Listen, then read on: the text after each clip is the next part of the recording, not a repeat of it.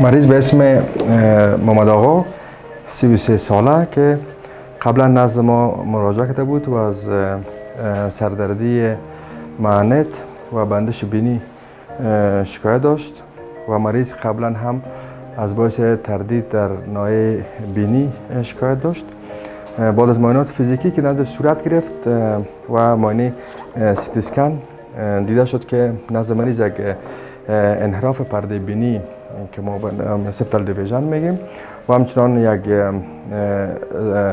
گوش داخل بینی او هم کلان شده بود که کانکابولوزا میگیم اون که باعث بندش بینی و سردردی هم نزدش شده بود که بعدا نزد مریض توسط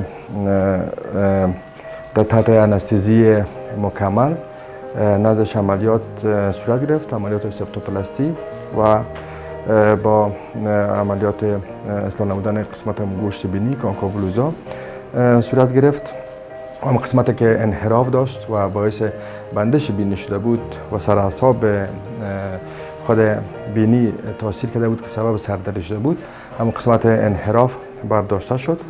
تحت انستزی عمومی پانسمان صورت گرفت و فعلا مریض تحت مراقبت قرار داره که بعدا باز پانسمان دور ساخته میشه و انشاءالله مریض عملیاتش قناعت بخش بود.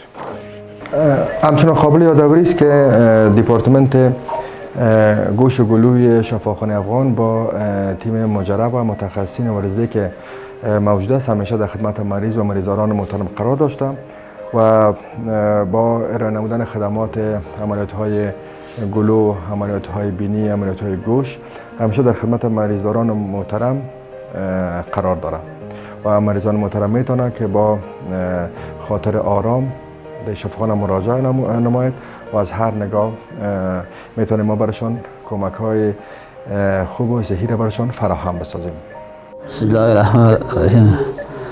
شفاخانه افغان بسیار تشکری میکنیم. دکتر صاحبای وجاهت داره. 5 سال 6 سال پیش همین بسیار سردردی دیدم. چی میشه نام خدا بسیار خوب است. نام خدا کلاش بسیار خدمت میکنه ان شاء الله. خوب دکتر